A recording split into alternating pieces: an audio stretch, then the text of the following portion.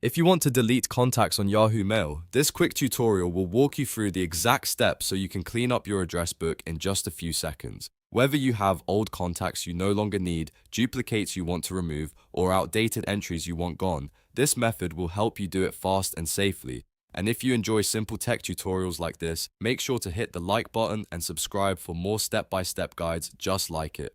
Alright, let's jump right in. First, open Yahoo Mail in your browser and make sure you're signed into the account where your contacts are saved. Once you're on the main Yahoo Mail page, look to the top right corner of the screen and find the contacts icon. This is where all of your saved contacts are stored, so go ahead and click it to open your contacts list. When your contacts page loads, take a moment to scroll through the list or use the search option if you already know the name of the contact you want to remove.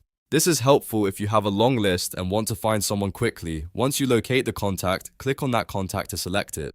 Make sure you've chosen the correct one before moving forward, because once it's deleted, it will be removed from your saved contacts. After selecting the contact, look for the delete option. In Yahoo Mail, this should appear as a delete button or delete action near the contact details. Click delete to begin the removal process. Yahoo will usually ask you to confirm that you really want to delete this contact, and that's an important safety step to prevent accidental removal. Now click confirm to finalize the deletion. As soon as you confirm, Yahoo Mail will remove that contact from your list. If you want to delete more contacts, you can simply repeat the same process for each one. Open contacts, choose the next contact, click delete, and then confirm again.